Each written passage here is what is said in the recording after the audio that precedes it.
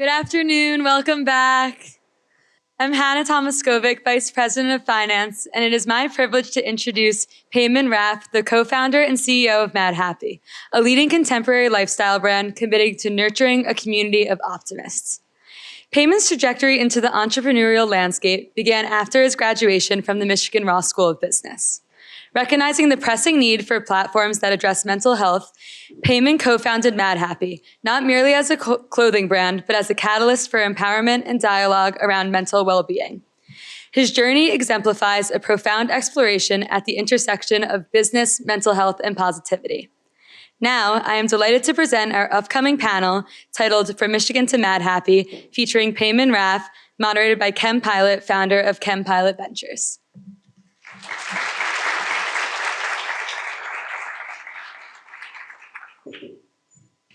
Good afternoon, everyone. I'm Ken, that's Peiman. I'm sure that was already hard to figure out. A little bit about me since they already gave some information about you.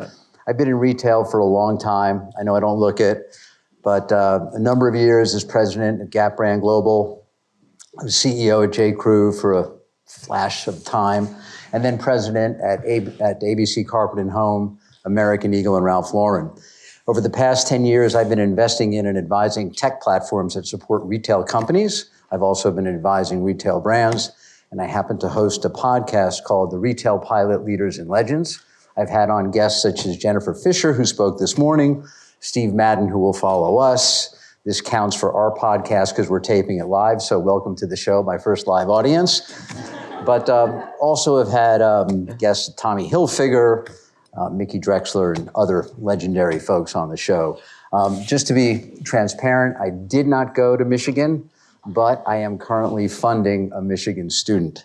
So I feel quite good about that, and with any luck, she'll walk in the spring. Right, Liv? Yeah. Thank you. All right, so here we are. Let's do it. Peiman, welcome. Thank you. It's good to have you here. Your journey into your profession, when did you know that you were going to run a company or a fashion brand? When did you start to feel that? Definitely. Well, first of all, we're all lucky to have Ken here. He's a real OG in the space. So thank you for being here. Thank you for moderating. Yeah, I think when we were hanging out earlier, we were talking a little bit about the journey. And I think I always had a feeling that I wanted to start something, but didn't know exactly what or when, and sort of fell into Madhappy with one of my partners, Mason, coming up with a name and a text to someone, and this idea that we grew up in LA and there was a bunch of cool brands, but nothing that really spoke to us in the way that the name Madhappy did, around this idea of optimism and this idea that we all go through tough times, but we can still be optimistic throughout those times. And this concept in Madhappy felt like it could be something, and something that wasn't there when we were growing up. And so we fell into it in a way as this side project that started to grow over time. Before you got to Madhappy, you spent a few years at the Ross School in Michigan. How did that prepare you? How did that get you ready for your next stage in life? Yeah, I guess to rewind a little bit, I was actually born in Italy and I moved to LA when I was 6. So I grew up in LA and then decided to go to school at Michigan, which at the time I guess wasn't as common. And coming to Ross, I think, just was a big adjustment overall, like moving from California to Michigan, very different environments, and then just having to make new friends and having to learn how to go to such a big school. And fortunately, being in Ross, I think it set me up in a good way in that I met so many great people, and I sort of was out of my comfort zone of, what I had been used to growing up. And then, of course, there's great classes and there's great networking opportunities and clubs and all that. And so I think that combination of those things is what really helped me in eventually starting Madhappy. Your brother is the creative. You're more on the operations side. So you dove into business courses here, taking some accounting courses. Were there any courses in particular that really added some value to what you do today? I don't want people to drop out, but I'm just saying, was there one course in particular that's really been important to you? Yeah, I think when I think back to the classes, of course, I think I learned a lot, but really, like, when you start something, I think you don't realize, one, how little you know, two, really how much you have to figure things out as you go. And so even if you think, oh, okay, I learned a couple things about accounting here or whatever, like until you're really in it and having to figure it out and having to ask for help and learn from other mentors, like you don't really know what it takes. And so I think I had a good foundation here, but definitely nothing started until we started the brand. What was the concept for Madhappy when you first got together? And it was a small team. It was 2, 3 of you that really formed the company? Yeah, 4 of us started it. And, my brother and my other partner, Mason, were always on the fashion side of things. And myself and our other partner, Josh, sort of were tackling the more business end. And I think what was interesting about the beginning was like, we didn't have these huge expectations. You see people raise a lot of money to start a brand and do all this sort of work. But for us, it really started just from that one name. And it was like, what can we do with this idea around Madhappy? One, we felt like it was a super strong name that like would draw people in.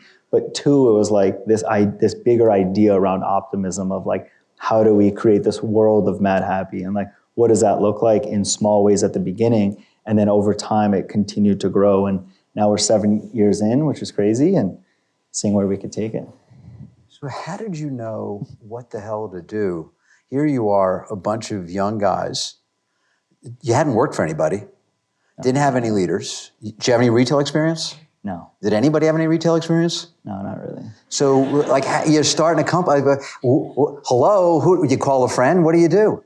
Yeah, I think we've just had, the number one trait I feel that we've had as a company since early on is just like being resourceful and trying to figure it out by asking people or asking someone for an introduction to someone and that leading to another thing. We definitely didn't know what we were doing by any means, and we still don't know what we're doing. And I think we're just trying to each day get a little bit better, learn a little bit more. And I think in the early days, like not knowing how it was done sort of helped us, get to where we are and get that initial traction. It was a time where 2017, everyone's like, you can't ever open up a retail store. You can't have anything in person. And we started doing all these pop-ups that really made the brand feel a lot bigger than it was, created this initial community around it. And those things really helped propel us at the beginning where everyone was just focused on direct-to-consumer online. And I think us being a little bit different and standing for something and having that community in-person element, we probably wouldn't have done that had we had more experience. I think you hit on something that's important. I know this morning when we listened to one of the early panels, they really addressed asking questions. When you don't know the answer to something, ask a question. When you need help, ask a question. When you're looking for different ways to do things when you haven't been down that path before, ask a question. So I'm sure there was a lot of trial and error. There were things that you learned, probably not the easy. What was an early mistake that you made that you look back on and you go, I can't believe we did that? Yeah, I mean, anytime someone asks for one mistake, it's like it's a little bit hard because I think like the trial and error thing is so true. Like we've had hundreds of mistakes that we've made every single year, and I think a lot of people talk about entrepreneurship or startups and that like everything's going well, and I think for the most part, if you're doing something, trying to do something very ambitious, there's going to be all these like hurdles early on. One funny story is that we actually didn't like own the trademark of Madhappy when we started the brand, and we didn't really know anything about those things. And a few months in, we're getting some traction, and we all of a sudden hear that someone's like filed like a lawsuit against us, and our Instagram page gets taken down, and all these things. And as kids, we're like 22, 23, like not sure what to do. It feels like the brand's going to be dead overnight, and these sort of scary things that when you're younger and when you don't have experience, like everything is such a big deal. And we made it through that crazy experience, and we bought the trademark from this random guy, and thankfully we were able to keep building the brand. But there's so many things like that, and in making apparel and in really building a company, it's like it's impossible to not make so many mistakes. And so I think we've basically made all the mistakes we could. Let's talk a little bit about raising money. I'm sure there are people out here that are thinking about starting their own company. What do I do? How do I go about raising money? What do I need to do? And who do I raise money from? Talk a little bit about that experience, because that may not be the most comfortable time in life that you can experience as an entrepreneur. Yeah, definitely. I think one piece for us was, if you could ever start your idea on your own or just with very little capital to figure out what the idea even is, I think that's super important for us. Like, we were seeing all these brands that we thought were great, but raising like tons of money early on. And they hadn't fully fleshed out the concepts and they weren't exactly sure what they were doing, but it was a time where it felt like every direct-to-consumer brand was raising 20, 30, $40 million to just open up a bunch of retail stores. And so we did the opposite of that. We were like, if there's traction, then like maybe we'll raise a round, but we don't really want to go the venture capital route. And so for us, we took the approach of who are great founders that have built businesses in the past that we could learn from. We're trying to build something that, is a consumer brand that's hopefully here for like 100 years. Who are people that are trying to do something similar, and we set off on that journey, have had amazing people involved. And over time, I think we were fortunate to have LVMH invest in our business at such an early stage. And for us, it felt like, when someone believes in you at an early stage, it almost gives you more confidence that you're onto something. And, it's sort of that you have to see it to believe it, and you continue to build that confidence over time. But my advice to anyone would be, if you realize you do need money, figure out what types of people or groups make sense for what you're trying to do. Are you trying to really, hit it big? Then maybe the venture capital side could make sense. Are you trying to build something for a long time? Then maybe more individuals or family offices could make sense that have that longer term view on what you're doing. And then really just networking, right? So it's like, if you know one investor even, or one person who knows one investor, that person probably knows 10 others that could be interested in what you're doing. And so I think nowadays you really can get in touch with almost anyone. And, it's like, you're not stopped from reaching out to people, right? And so I think it's an amazing way to be able to push yourself, because it's going to be hard, right? There's going to be these like big challenges, a lot of no's, all this sort of stuff, but you can get through to the other side and, accomplish it. We talked about this a little bit earlier, but when you're looking or thinking about a point where you're looking to raise money, it's critically important that you find smart money versus available money. And smart money is the type of money that really understands you and the business versus available money that's just looking to invest. It's kind of like when it comes time to pick a company or a boss. We discussed this, but you will find through your career that you will quit a boss versus quitting a company. So find the boss that you want to work for. It's more important than the company. Because the boss is who you're going to learn from. Yeah. And I think at the same time, it's kind of looking at where you're getting the money from. If it's venture-backed money, which expects incredible returns and usually has a time frame in terms of when they want to put money in and get money out, versus a smart investor who's there to support you and actually help your company, it's an important thing to look for. So kind of like picking a boss and picking the right business partner as an investor, two critical steps. Yeah, and we didn't know all those things at the time. I think we almost fell into that in not raising venture and being lucky to have some very long-term minded investors, and I think that's paid dividends because we've been allowed to focus on what we're good at versus having to deal with specific growth numbers or specific things we have to do or all these sorts of things, where we've just focused on the brand for the last 7 years. And we've, of course, worked really hard. And now, it's paid off in some ways. How big is your team today? Today we're about 30 people, which is kind of crazy. And we have our office based in LA. And openings, we're hiring who? Just because we've got people here that may want to send some resumes in? In terms of hiring, we of course have a great internship program. We take like 4 or 5 interns a year. 4 or 5, right? Yeah. And I heard how many resumes are waiting for you back at the office now? Like 1,500. Oh, that's, I'd play the lottery first, I think, just Michigan odds. Michigan kids always get the look, so it's good. But yeah, no, I mean, I think for us, like, there's always roles, and I think again, like, it's about like standing out, and for someone applying to a role, it is hard coming out of college, especially today. Like, why would someone hire you over someone who has a few years experience and all these sorts of things? And so you really have to try to stand out in any way you can, whether you have a connection to the company through someone or you work on a project that you share with them, like nothing with real expectations of them having to get back to you, but like the only ways you could stand out is by doing a little bit of extra work, applying through a regular job link. All of those things are great, but it's going to be very hard for you to really stand out, really make an impression, because of course, many people are applying to every role, especially at companies maybe that people really want to work at. A critical point. We heard a little bit about that this morning, but I truly believe that money is not a motivator for a job. And it sounds crazy because everybody's thinking about, well, how much am I going to make? What does the job pay? It's passion that's going to get you further in your career. If you are paid well and don't love what you do, you will not do well.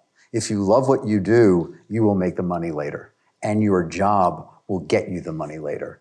So really have to try and separate that. And it's very hard when you're leaving school, I think, to say, wow, money is not the most important thing. The most important thing is that I'm passionate about what it is I'm going to do, For sure.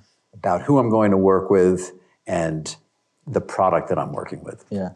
Yeah, I think, some of the people who have stood out the most to us, have done that, have shown that passion, whether it's like an amazing deck that they've built out, even before we ask them to, and they walk us through that. Of course, that person is going to have a higher chance of like making an impression on the team and eventually getting the job. And so, yeah, I think that's definitely true. And then on the money side, it's like for you guys coming out of school or looking for internships and all these things, I think money should almost be like the last thing you're thinking about, right? Because it's like, if you're trying to set yourself up for the future, it's more like, what is the baseline money you need to be able to get by? Like, this is probably like the least amount of pressure that you'll ever have on yourself for the rest of your life. And so it's more the time to take a risk, whether it's like a job that maybe is in an industry you're not sure about, or starting a company, or all these sorts of things that anyone here can do now. Without thinking like, oh, like how much money am I going to make today? I think, like Ken said, if you're super passionate about it, like that is the way through, and things take a long time. We've been doing it for 7 years, and, I still think it's like basically just the beginning now, which is crazy. I would have never thought that when I was in school. And so thinking more long-term of like, if there's someone that you really look up to and they just need an assistant, like I think that's like probably the best role you could have if they're doing something that you think you want to be doing later, right? And so you're not going to get paid a lot. All the work you're doing won't necessarily teach you how to do that job, but just being around that person or those people, you'll learn so much from just that daily interaction. And that's why I think also being in person is so important. Let's pivot a little bit. I want to talk about the creative process, the creative spirit that goes into the brand. Where does your team go for inspiration? What inspires the design process? Yeah, for us, from the beginning, I think we've initially had this like really small team. And so we were able to be super creative in a way that like, it was a lot of things we weren't seeing from the brands we grew up with. And I think my brother, Mason, our other designers have done a good job of like keeping our brand quite unique to us. We have this amazing audience of male and females from all over the world. And so like, it's a little bit more challenging to like reference one specific brand or think about the brand concept in one way, but we've tried to keep everything rooted in the optimism and have, that mental health message come through in a way that doesn't feel like over the top or pushed into your face. And everything's felt pretty elevated for us, right? I think we've positioned the brand in a great way where it feels, like a super high-end quality brand, but still has this big impactful mission and message behind it. And it's not just product for product's sake. You talked about earlier today the size of the business, not in terms of dollar cents, but in terms of the contribution online to stores to wholesale. Maybe you can just share that again with the audience here. Yeah, so me and Ken have been talking all this, as you guys can tell. We're over it. But yeah, I mean, for us, like we've always done these like 4 or 5 like seasonal stores a year, and more recently, late last year, we opened our first flagship in LA. And if anyone's there, you guys should check it out. But really, for us, the concept around our flagships is not only shopping, but like more of an experiential retail environment. So we launched a cafe in there called Pantry that has like the best food from all over LA that we offer in there. We have like a whole seating area with like this amazing furniture. And so I think bringing the store concept to 4 or 5 places across the US in the permanent sense is really what we're looking to do. But today the business is like 80% online, 20% across our retail stores. And I think over the coming years, as we continue to expand across the flagships in the US and then bring on partners overseas, it'll probably be like 75% online, 25% offline, and then some of our overseas partners will add to both mixes a little bit. It's interesting because Steve Madden's going to speak next, and he's going to talk about how he grew his business all through wholesale and then ended up with direct-to-consumer. So you're coming at it from the other angle. But are you thinking about wholesale partners, strategic wholesale partners? Certainly it's a good way to begin to take a brand abroad where you don't want to have the distraction of trying to run your own business abroad because you need a whole other team. Or even shop-in-shop concepts with some of maybe the leading department stores. Nordstrom has been very generous to many brands that are starting up that want to do a shop-in-shop or get a space in a store to stand out. Yeah.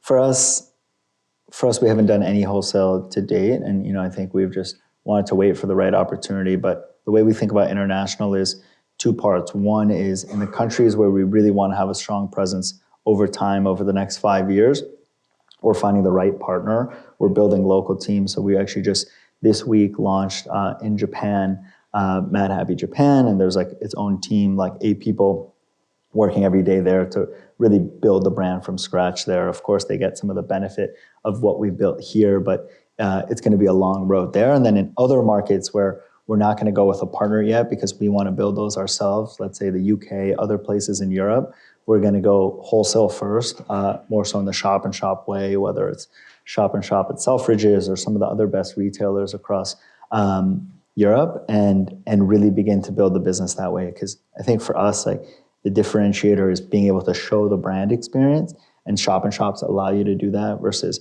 just being on a rack makes no sense for us, even if we could add sales that way, even if that could, add to profitability. We don't think it's the right long-term move. In the US, there's not that many great partners that we love. Of course, we like Nordstrom, and we think that that could be a longer-term play once we have the flagships we want to have across the US. But for now, we're not going to be doing any wholesale there. So some very real guardrails in terms of how you approach designing the brand, where the brand's going to show up. I know you're doing a few different pop-up locations, which continues to create a branding and a brand experience for customers in the country. Talk a little bit about marketing. What type of marketing are you doing? Or more specifically, where are you seeing success in the marketing space? Yeah, again, I think like back in 2017, like the common wisdom was like, okay, you have to pay like 200 grand for someone to like design your brand and your website, and then you launch, and then you just run Facebook ads, and then like you see what happens. And I think our brand was like, we basically did everything the opposite way. So, for the first 6 years, we didn't run one Facebook ad. We haven't run any sales. And everything's been way more organic focused, whether that's been through our campaigns. So we shoot a lot of campaigns, whether it's through our big collaborations that we've done over the years, or it's celebrity involvement, celebrities wearing the product. Those ways, and really our retail stores and our pop-ups have also allowed us to create a lot of momentum and energy. Like those are the main ways that we've tried to connect to our audience and really put the word out there on what Madhappy is, what we stand for in a large format way through social media. It's great because a lot of brands who have relied on Facebook and more traditional online marketing, customer acquisition cost, CAC, as you hear a lot about, really suffered when the iOS 14 changes happened and everyone was not able to get directly to the customer. They lost that first party contact. So you've actually gone about it without going down that path and connecting with the customer in a more organic way, which puts you well ahead of the pack because so many now are struggling for how to connect with a customer. What about TikTok or Reels? Any traction there? Is that important to the brand as so many of the younger customers today are consuming so much video? Yeah, I think video in general is super important for every brand. I think for us, we've done some of the video ourselves, but then what's been interesting, especially across TikTok, is other creators, other people are able to create videos that go viral on their own, and that sort of helps what we're doing, right? We don't have to be the only ones that are creating the content for our brand, and people express the brand in different ways. And I think that the power of a TikTok or Reels to give like distribution to anyone helps brands as well, and helps us because we have super creative people creating amazing content that gets seen by millions of people that we didn't have to create. You mentioned collaborations. I think right now you're working with Columbia. I noticed that on the site. What are some collaborations, if you can, share with us that are upcoming? Can we talk about those? Are we allowed to go public? We rip the Band-Aid off? No, not really on those, but Can't talk about it. No, can't. These some are of the alumni. stuff. We're under NDA here. This is live stream. So, Forgot about that. some of the stuff, I think for us, like partnerships have always been a big piece to also getting the brand out there. So people say like, you guys don't really run that many ads or all these things, but I think doing partnerships with like the right brands has helped us a lot. And from the beginning, we tried to think about it in a different way. Our first partner was this store, Colette, famous store in Paris that was closing in 2017. I just have to see, how many people here have heard of this store, Colette? Can I just see a show of hands? Okay, not as many as I would have thought, but it was probably the greatest fashion store ever in terms of being the best curated store in the world. It's on Rue Saint-Honoré in Paris. I mean, you've heard of Fred Siegel, crushed Fred Siegel. I mean, it was the place. When we were merchants traveling, we would go to Colette and see what the vibe was, what the colors were, what the brands were. So to have your brand in that store, I mean, it's like they found a needle in a haystack. It's amazing. You're so humble about it, but that's like freaking amazing. Yeah, it was definitely amazing in terms of timing for us. Like we were like an 8-month-old brand, and we did this partnership with them that ended up being their last like collaboration ever, and they were all wearing these Madhappy Colette hoodies on the last day. So it was like all over the press, and I think it just showed us like the power of like the right collaborations, and it set like a very high bar for us. And so through that, we were like, okay, what are the right other things that make sense for us? And of course, we've done a lot of things in the food and beverage space, finding the right food partners that are maybe local to their area, but have this like global reach, whether it's like a Katz's Deli or a John and Vinny's or a Joe's Stone Crab. And I think, you wouldn't think that it would make sense to partner in that space, but we found amazing success in telling these great stories around, optimism and food and all these things, as well as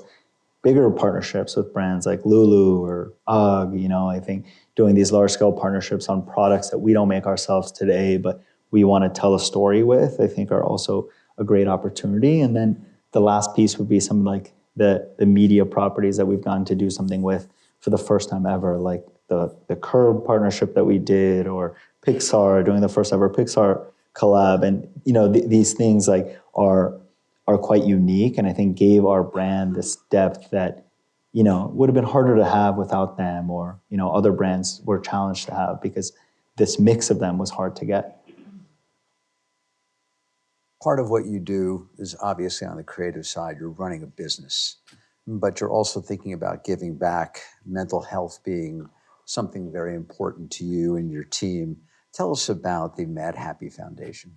Yeah, so, at the beginning, we've always thought like this idea that we have around optimism is like very powerful, because if we can make it more okay and just more part of daily conversation to talk about the ups and downs of life, then, more and more people hopefully will think that and do the same in their communities. So we always talk in the, if you're like an optimist in your community, that spreads. And a lot of times, we weren't super focused on like, okay, like, there's many brands that do amazing charity work, raise a lot of money that we donated to in the past. And a lot of people are coming to us like, how do we support? And so for us, it made sense to start contributing 1% of our sales to the Madhappy Foundation, and then also have a place where others can donate to that as well. And now that, we run a magazine around mental health, we run a podcast, we run all these things that kind of are in that funnel now. And then we have these big brand partners that, as part of our collaborations, will donate to the foundation as well. And we make grants out of that. We're doing research with Penn, Vanderbilt, a bunch of other charity organizations. So it's been a great layer of the brand that we've been able to add over the years. And how does that permeate the office space? How do you share that, or how do you employ that with your employees? How do they experience your point of view around mental health? I think, one thing we always talk about is like, we're very much a startup, like whenever we were hiring people, especially in the early days, like, you hear about, okay, like this brand is like about positivity, optimism. It's like, but we really try to level set with people that it's like, it's very hard, like what we're trying to do, like the environment isn't like always perfectly relaxed or perfectly balanced. It's not like working at Google where there's like nap pods and all these things. For us, like we're still very much figuring it out. And so in those early days, like it's so hard, and like everyone has to just like love it so much and really like the people there. And I think the best thing we've done is we've had amazing people, like people who are assholes and stuff, like they don't really last, they get weeded out. No asshole policy? Like, I know everyone says that, but I think it's funny because a lot of people, we didn't have experience in the fashion industry before, but a lot of people that come from different backgrounds are like, it's crazy. Like, my last job, there's like people crying all the time and all this stuff. And like, it would be crazy, I think, for that to be happening in our company. And so I think we've set it up well in that way where everyone works super hard. It's very much a team environment, and we're all able to like support each other through like the challenging work that we're doing. Go back, I guess, 7 years, usually 20 years, because I talk to older people than you. And if you were to go back 7 years, what advice would you give yourself, or more specifically, what advice would you give to those here who are thinking about starting their own brand or starting their own fashion company? Yeah, I mean, I think the first thing is like, you have to truly know yourself. Like, do you actually want to start something? Like, and does that have to be right now? I think we got lucky that we started at an early age, but we sort of fell into it. It wasn't like a planned thing. So I think timing is very important. Like, one, do you have this idea that you really want to pursue, that you're thinking about every day? Two, do you feel that you're able to get started and really like stick to something for the next 10 years? Like, everything takes a long time. And so you really have to feel good about, is this what I want to do right now? Is this what I want to do today? Do I want to learn more first? And if it really is something that like you think about every day, you really want to do, then get started and you'll learn quickly. And I think it is a good time in that there's not much risk today, right? Doing something when you're young, like you typically don't have to like support a whole family and you don't have all these obligations, and it allows you to like, even if you fail, I think in a lot of ways you're ahead of some of your peers that went to more corporate jobs, because you're really learning so much on a daily basis. And if you don't want to start something, then even working on a startup does a lot of those things and gives you a view into how hard it is. And you have to really like want it and be built for it and have passion for it, right? It can't be like, oh, it's because I want to make X amount of money or, whatever. It's more so like, do you want to do this every day? It's going to be really hard. You hear all these interviews with people, like if they knew how hard it was going to be, like would they still do it? And like a lot of them are like, I don't know, and I sometimes think about that as well. I'm like, it's pretty crazy. Like, I feel like I've gotten to an amazing place now, and I've learned so much over the last 7 years, but it's nothing I would have ever imagined. It is very hard, and it's supposed to be hard, right? Like what we're trying to do is supposed to be hard. We're trying to create something that was nothing before. We're trying to stand out in this like very competitive industry. And so I'm thankful that we get to do it, but definitely I never give the message that like it's going to be like a smooth ride.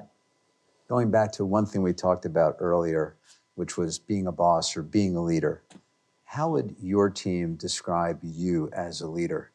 And why would everyone here want to submit their resume to work for Peiman?